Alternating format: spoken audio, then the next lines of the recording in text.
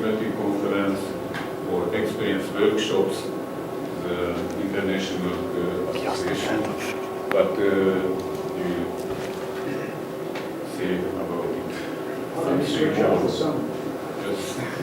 Yeah, thank you very much. So I'm Kristóf Fenyvesi. I'm working in Finland at the University of Jyväskylä. This is in central Finland, the largest university of central Finland. And as Laszlo told, I have to start my talk with a confession that I'm not a mathematician, even not a physicist. So I'm not a scientist, but a humanist.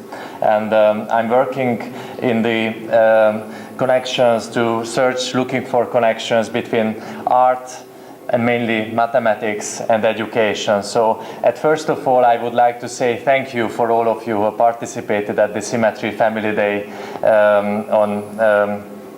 on Sunday. It was a great occasion for all of us to show all these very, very difficult contents what we have at the Symmetry Festival in a playful form, in a form which was understandable and recognizable and understandable for larger publics. And as I was among you and looked at how these activities took place, I think it was a really, really successful day and one of the most beautiful occasions of this whole festival. So thank you for all.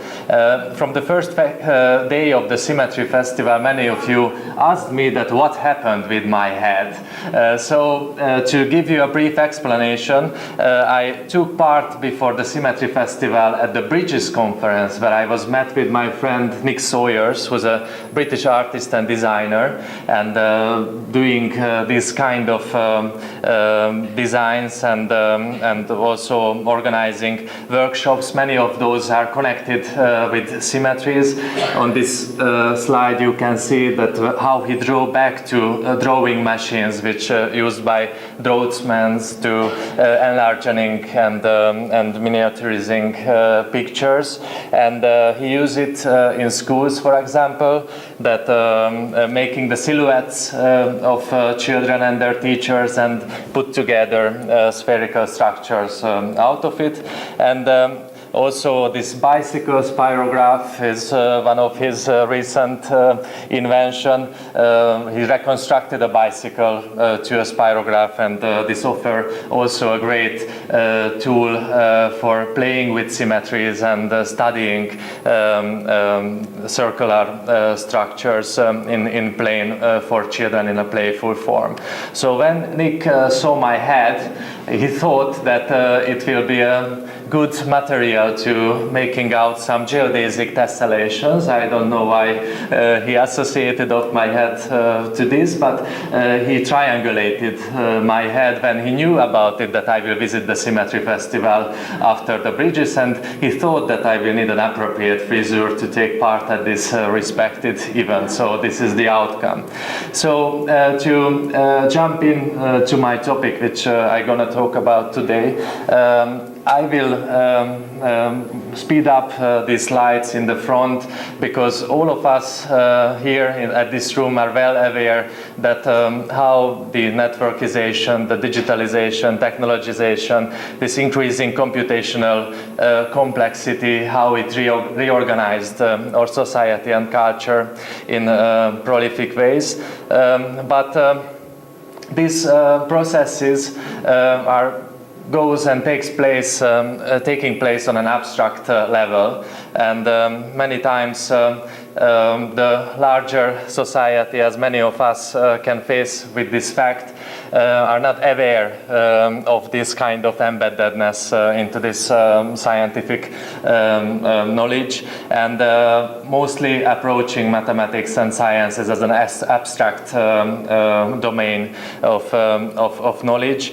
And also science and mathematics many times often was understood in the recent decades as a male domain, which set a lot of obstacles in science education. And also this attitude research that we are doing in sociology also point out that this human attitudes and misinterpretation often raising a kind of a detachment in the society from the scientific facts, although we are well aware that every of us and every members of the society are able to recognize patterns and deal fluently with many kinds of abstractions, which we are also dealing fluently in this room on a scientific level. So the question is that how these contents can be distributed and how this awareness of this knowledge about this knowledge can be spread in the society, and how to reduce this kind of math gap or science gap in the society. So I started to work on these fields from 2007. We organized a kind of a conference and symposia and exhibition series. It was called Ars Geometrica. And when I started to work with you, many of you in this room are participated at these events, I recognized that we have wonderful educators in the program, and we went to the squares and to the streets of the city where we organized these programs, and then we decided to make it as a regular event and not just meet once in a year annually, but also doing regular programs in schools, kindergartens, universities, and organizing cultural festivals. And that was the moment when we formed this experience workshop, which is a math art movement, and we have many international connections, and these international connections mainly based on these two large societies, which is the Bridges and the Symmetry Association. So we are looking for answers mainly for three main questions. The first one is how to integrate artistic and design activities in mathematics teaching programs, and also how to integrate experience-centered mathematics education into art and design teaching programs, and how to expand the set of tools which we are using for developing perception, aesthetic sensibilities, together with increasing mathematical, logical, combinatorial, spatial abilities, structural thinking skills, and many things else. So the first question which you have to face with when you deal with educational questions, it's a very striking and a very challenging question, that would you like your children to grow up smarter than you? This is what you first have to ask when you're doing your thing seriously. And this is all we thought that in the US this STEM integration it was a very popular idea, and originated from the space program, and have many great achievements on the field of science popularization. But just in the recent years, many people and artists and designers and thinkers recognize that aesthetics and arts are somehow missing from this integration. So we also think that we have to switch from STEM to STEAM and include aesthetics and arts into this integration. So this is what we are basing on this experience-centered and inquiry-based education of mathematics through arts, sciences, and playful activities.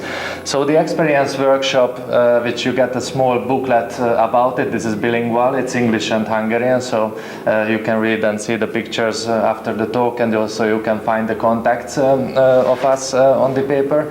As I mentioned, it started in 2008, and just during these some years we managed to meet with more than 15,000 students from primary, secondary, high schools and universities, and almost 1,000 teachers, and approximately the same number of parents. We also find very important to build or work on this triangle of school, children and parents, to involve the families and bring closer to the school work, and also to motivate the teachers in each schools to start independent initiations and programs based on these experiences what we are showing them and what we are involving them into. So besides and next to this scientific communication, what we found just as the same important in our programs is providing the opportunity to meet with great educators, with great characters from the science and science communication. And because as all of us have this experience, I think, from the past, that one single encounter with a great person was changed our life. And this is what we want to achieve during these art and scientific encounters. So just very briefly to show some examples of some of the tools that we are using. So we are almost 200 in this network, and this is an open network, so it's growing all the time. So this is just some of those tools which are connected especially to symmetry education. So we have here in the room Paul Gallinas, for example, who very kindly offered us his tile designs, and we can teach symmetrical tiling, and also the same was happened with Robert Fatauer, who also making puzzles and tessellations. And we also could make his tiles in many sizes. And here is an example which popped out from a course which I made for painter students. This was a doctoral school in painting, and one of the students came up with the idea that how interesting that when you fold out the platonic solids into flat, then you can get similar forms as in a hopscotch, and how it could be used in the education. So in 45 minutes with playing children this kind of strange hopscotches, they learn all the features of the platonic solids and the Greek name of these solids, so everything, and also this switch between the flat and space, which is very difficult, and especially very difficult when the teacher just draw on the blackboard and try to explain that how does it look like in flat and 3D. It becomes an experience that children have to use their whole body to experience the features of these bodies. You are well know this Escher colloid cycles. These are also very useful in education, or many of you certainly heard about Rudolf von Laban, who was used an icosahedron to work out his dance notation system, and this icosahedron and movements and dancing is also very useful in teaching mathematics together with rhythmics, music, dance, and symmetry studies. So, and if I mention music, so we have also a bell ringing workshop, for example, which also based on some papers and information by Paul Gallinas, that this tradition of bell ringing in the UK. And what you could see also at the Family Day of the Bridges, we have this wonderful Polyuniverse symmetry toy designed by János Saxonszász and Zsuzsa Dárdai. So and you can see the many mediums that how this can be used. So it's on one hand, on the top you can see it as a toy, Below it, you can see it as an exhibition object, as art pieces. And next to it, you can see that when we are going to a school and it's good weather, we also ask about the garden, and we start to plant these colorful objects from colorful flowers to the school garden. They have to take care about it for some weeks when it's blooming, and then they got the same exhibition in their garden, and also they can organize their own exhibition made by paper, their compositions. So we had a lecture by Paul Hildebrand about the zoom tool. I will show just very quickly these slides. This is an opportunity to say thank you for Sir Harry Kroto for this object, what we could realize as Central Europe's largest zoom tool model. This is a three-dimensional shadow of a four-dimensional Buckminster Fullerene. We could also, this was made in Hungary by many professors and also students and very small children. This is and the story continued this year. The students made all variations of different chemical species of the carbon atom. You can see the Buckminster Fullerene returning on the top, and nanotubes are holding the structure, and so on. But in 2011, we also honored to Daniel Schechtman to build up a quasi-crystal tree. This tree was a three-dimensional variation of this very famous photo by H.U. Nissen, this photo, and this looks like a tree. So, but to continue the examples, this is, for example, an art student from Vienna. She made large Möbius strips, and at her workshops, Dr. György was explaining to the students the specific features of the Möbius strips, and they can go into the loop and experience it themselves, that what does it mean to play with Möbius strips. And we are also working together with artists, as I mentioned, János Szász-Saxon. I also have to mention, for example, István Böszörményi, who working in these circles, met with a mathematician and started to collaborate with him and making claim battle-based sculptures. Or another example by another artist, Katalin Haas. She's painting beautiful Möbius paintings and also making holographic images. It's beautiful art what she's making. So we can find an infinite number of different kind of symmetries in these workshops and many of these workshops. So just some of them are shown on the screen. So reflections, rotations, translations, and combinatorics of these basic operations in plane and space, Penrose stylings, symmetry groups on the plane, space filling symmetries, symmetries on the surface of different objects, and all of these are in playful form, and all of these are on that way that it's accessible for all generations. So we explain on a difficult way and in a complex way for the oldest, and just let the children play for the youngest generation. We also try and keen on to summarize in different publications or findings. Many of you certainly heard about Victor Vasarely, whose work was also included, I think, the first Symmetry Festival in the end of the 80s. I think some of Vasarely's work was there. Yes, and we published, for example, a little album to show the playful aspect of understanding a geometrical painter, and many proposals for workshops are found in this book, but we also publishing in Hungarian and also in Croatian and English. So we have also a traveling exhibit.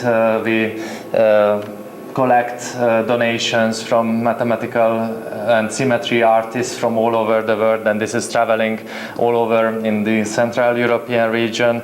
Also founded Ars Geometrica gallery in a Hungarian university at the math department, where the math students who are gonna be teachers can try it in the real world, that how to organize this kind of math art programs later in their school, and they recognize that they only need some empty walls in the building to start it, and with some tables and chairs, and they can go with this kind of programs.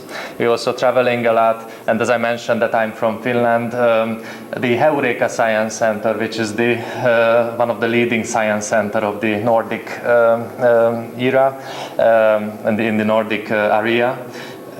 They started their activities in the middle of 80s and served as an example of science communication in the region. They recognized just recently that they are communicating very successfully chemistry, physics, optical illusions and so on, but not too much mathematics. And they also asked us to consult and start a night of mathematics. This Mathematikan Yö means the night of mathematics, and this just started last year. So we are also having some larger international collaborations. This cross-border science program ended in the last year, and here we could publish a book with more than 100 authors from all over the world, and it offers a kind of a landscape of visual mathematics at the moment. Akio Hizume was also in the program, in the book, and also Professor Miyazaki, and many of you who are sitting in this room. And we continue this series. So if you have some proposals for short essays with beautiful pictures, then we are very happy to take it to the next issues. And just last year started another project. It's an EU-funded project, a so-called Tempus project, which lasts for 24 months. And we are organizing summer universities about visual mathematics and education, and also giving opportunities for many Serbian students to visit Western universities. So Serbia is just up to join to the EU, and this Tempus project have to achieve a kind of a transformative breakthrough in education and research in those countries which are willing to join to the EU, and our focus is Serbia in this project, but our results will be generally used. We trust in it afterwards. So these are some pictures about this Tempus project. For example, a mathematical juggler was also a guest of some of our programs. So it's many things what I could show to you, but it's also important that we turned to 5 years old, this experience workshop, and it also shows somehow the personal power of this program, that one of the school which first time gave us an opportunity to go there and organize an experience workshop, they re-invited us when they knew that we are turned 5 years old, and organized a math art birthday party for us with all the children, and with a lot of interesting programs. So we are promoting creative thinking together with aesthetic sensibilities, intellectual curiosity, and artistic innovation. And just to give you a very good reference, I really recommend this book, that how mathematicians think. This tells a lot of interesting and useful information. So just before I arrived to the Symmetry, we had a summer university in Hungary, and then we had the bridges in Enschede, and now we are having the Symmetry Festival, and all these events had a family day, and I remember to this as the most one of the most important moments of these conferences. So I really hope that many of you will join to the next Symmetry Festival, and most of you will join to the Symmetry Festival's Family Day in the future, and we can work together on science communication. Thank you very much.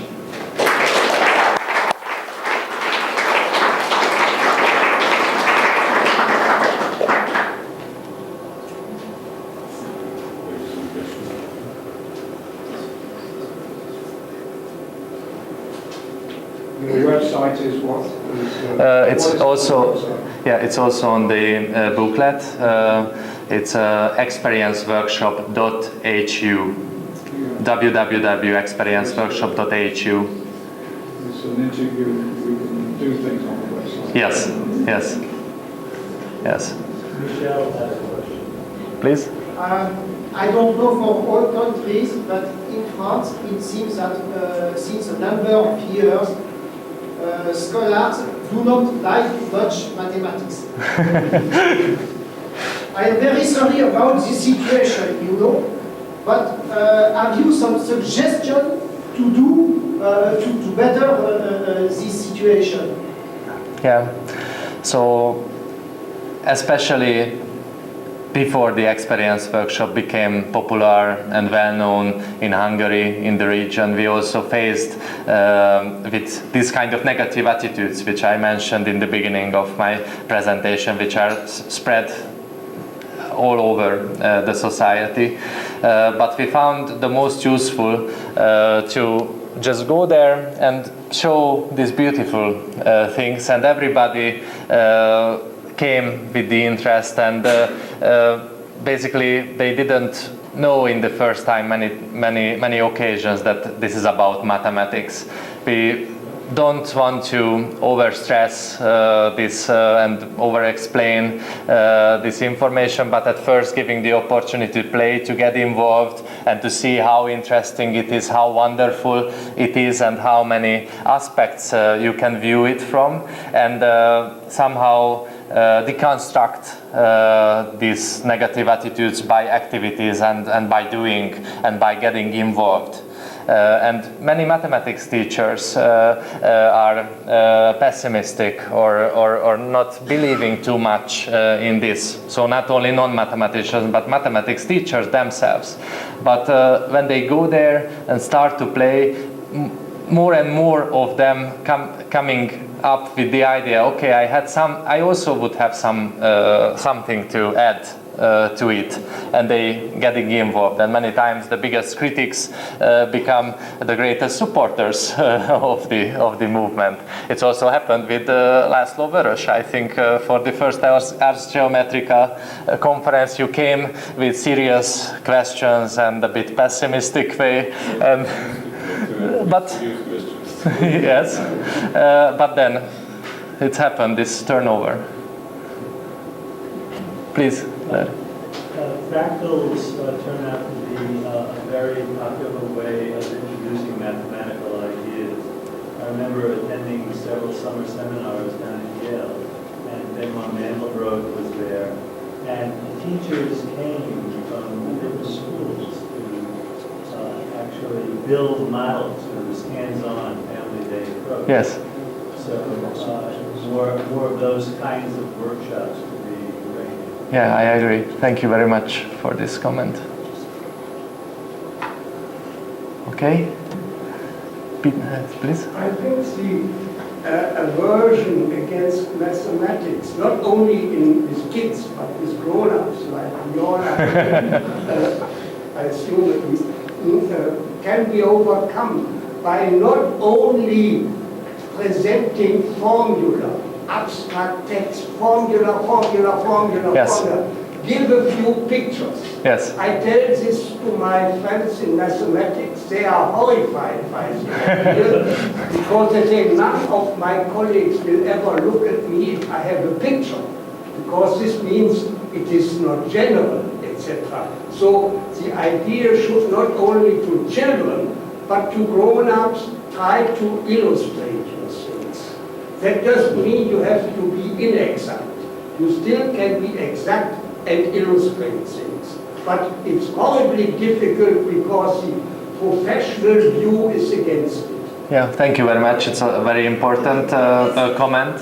And Please. this is why the educator Friedrich Frobo was so Yes. successful. Absolutely. He introduced the live models, the Yes, simple yes, written structure. yes. to very So young children. it's important to recognize that you can do mathematics without words and formulas, and these kind of mathematical toys and games can be useful in intercultural communication as well. So when I was in Brussels for the invitation of Dirk Willebroek at the Flemish Academy, one of the math teacher stepped to me after my talk, and he mentioned that he's working in a school for immigrant children, in a so-called black school in Belgium, and the children are not talking French, Flemish, so have no the tool for learning, basically, to access the learning materials, and they start to play with these kind of games and start to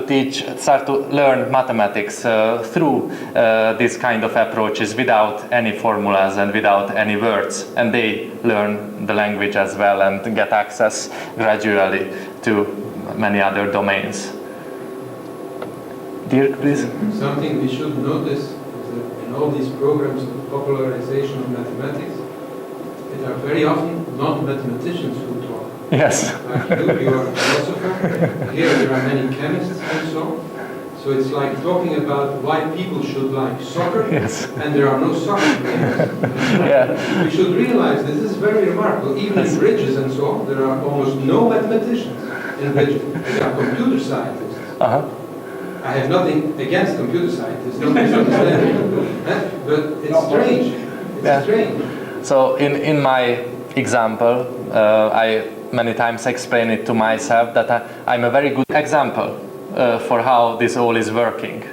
And I would like to share with people who was like me, who had no academical mathematics background. I So. could say it even harder. I could say it's like having people who are overweighted talk about how to lose weight. Please. I mean, I think this point is extremely important, and I think in my lecture yesterday I showed that there were young people who put the tattoo of the actual Yes. equation on them. So they were able to see that through this, and I think this has been the biggest problem, that in the actual equations there is a beauty, and the problem that is this disconnection. Now, what I tried to say that if you try to translate a language from Shakespeare into Japanese or Japanese writers into English, you lose. You can never do it. And I think the point is that you have to, through these sorts of methods of using these images, stimulate young people to actually learn the language of mathematics in which the universe speaks.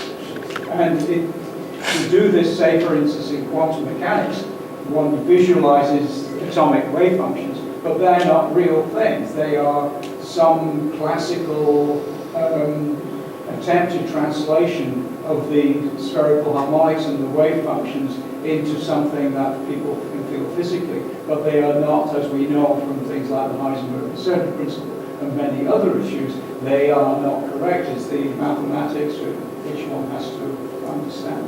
And I think it's more a case of not trying to explain the mathematics this way. It's a case of trying to stimulate young people through this bridge to actually appreciate the beauty of mathematics itself.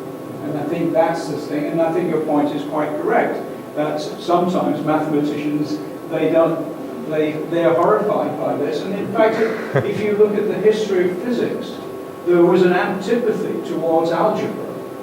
If you look at the time of Newton, there is no equations of physics in Newton's Principia. It was during this period, between then and Leibniz, that the recognition that this was the language. And there was an outstanding physicist called Barrow, who looked upon algebra as abstract philosophy and therefore kept away. But he actually knew through his geometry and things of this nature, he understood calculus. So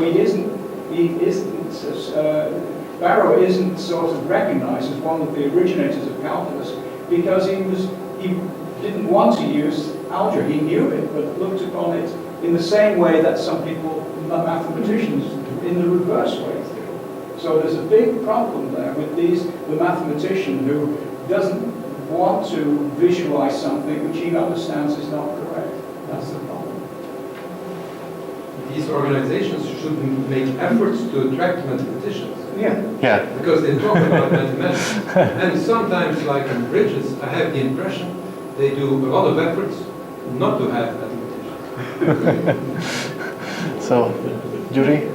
So I would like to have some remarks. So I joined to those that the mathematics teaching in our schools is over-formulated.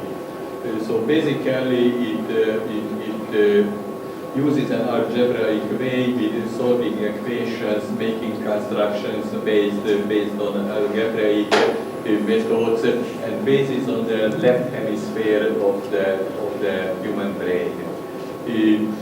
Half of the students and the pupils is not left hemisphere dominated, rather right hemisphere dominated, and they hate this mathematics because this is difficult to understand for them. For example, Hungary is famous that the last 100 years issued many excellent mathematicians, but they were all based on the more formulated algebraic-based mathematics, and they were educated and very well developed mathematical competition system, which is very popular in Hungary. But this is not appropriate for the right hemisphere dominated children.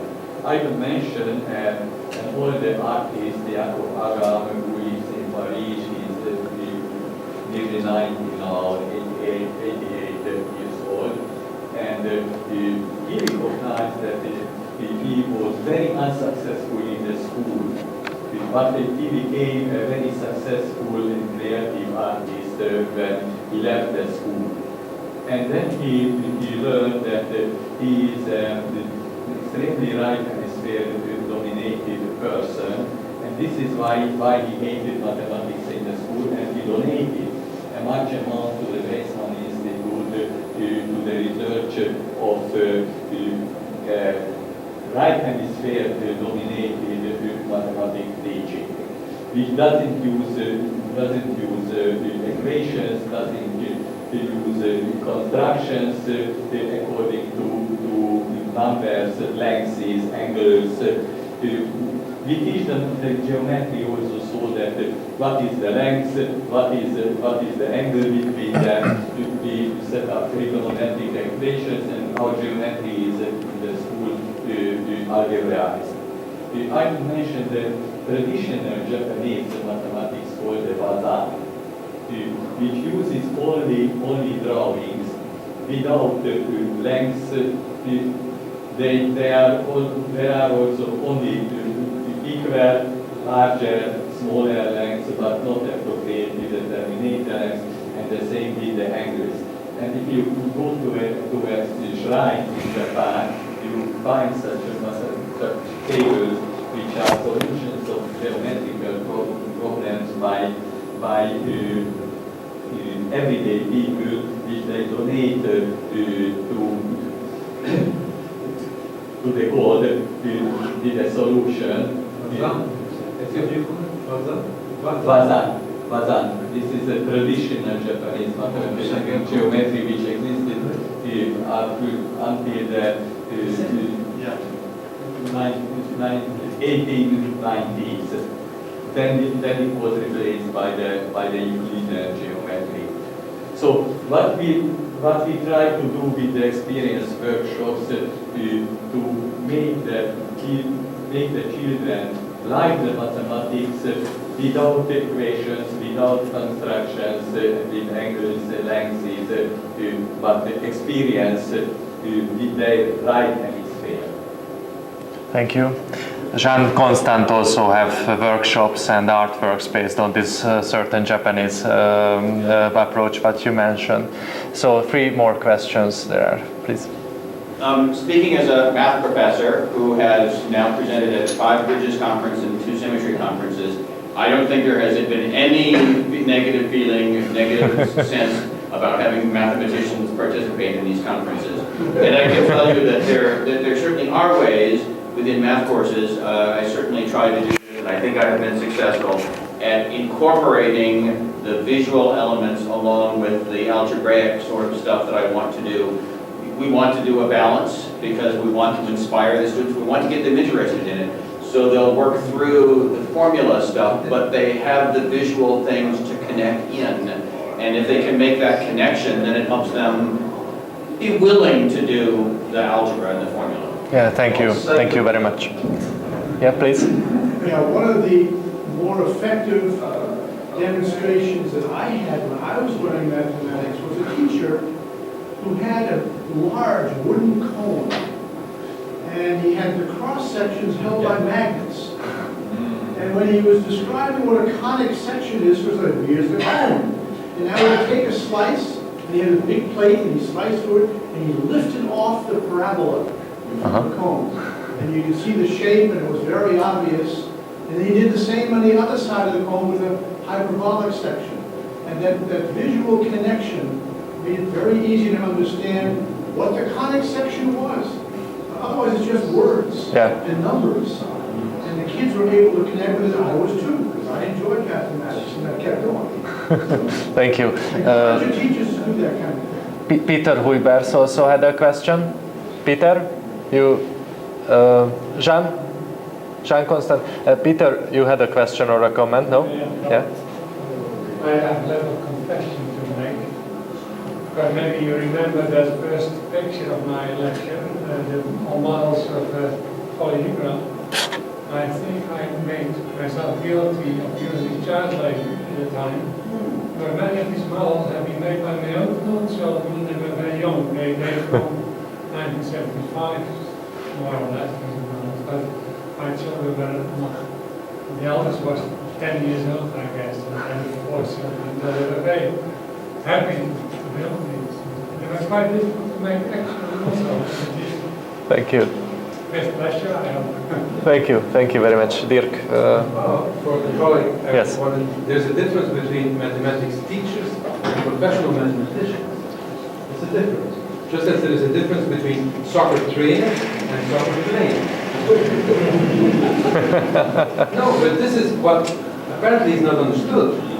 In these movements, there are no mathematicians who do mathematics, but there are a few. There are. Yeah, let's hope that more and more. So thank you very much for your... sorry.